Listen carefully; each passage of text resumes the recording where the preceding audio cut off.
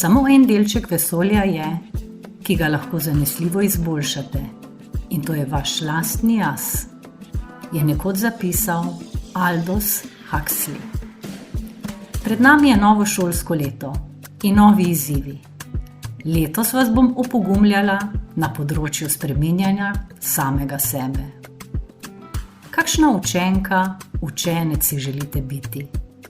Kakšen sošolec, sošolka, prijatelj, prijateljica, zaupnik, zaupnica si želite biti? Kakšen človek si želite biti? Če zaprete oči, kakšna podoba se vam pojavi pred očmi? Kakšni bi radi bili? Za trenutek pozabite, česa vse ne zmorete, da se ne zmorete spremeniti, da vam matematika, angleščina ne leži. Samo pomislite na to, kaj bi radi, in si to predstavljajte. V sebi začnite verjeti, da lahko to spremenite, da se lahko spremenite. To je prvi korak. Začnite verjeti, da je mogoče, da uresničite vse, kar si želite. Spomnite se, kako ste kot dojenček sesali palec. Sedaj vam tega ni treba več. Spomnite se, kako ste kobacali po vseh 4, preden ste naredili prve korake. Sedaj lepo, vzravnano hodite.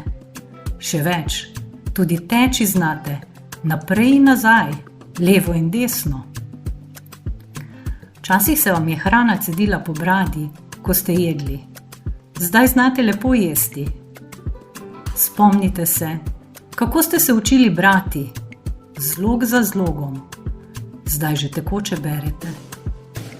Spomnite se, kako ste se učili voziti kolo, najprej s pomožnimi kolesi, potem so vas starši držali, sedaj se vozite samostojno. Seznam bi lahko nadaljevala. Želim, da se zavedate, da vse, kar opravljate danes, znate bolje, kot ste nekoč. Kaj je bilo potrebno?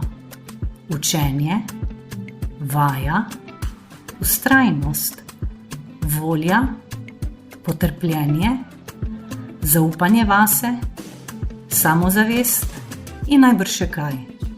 In vi vse to imate v sebi. Torej besede, zdaj znam to bolje, naj bodo vaše vodilo iz dneva v dan in iz tedna v teden.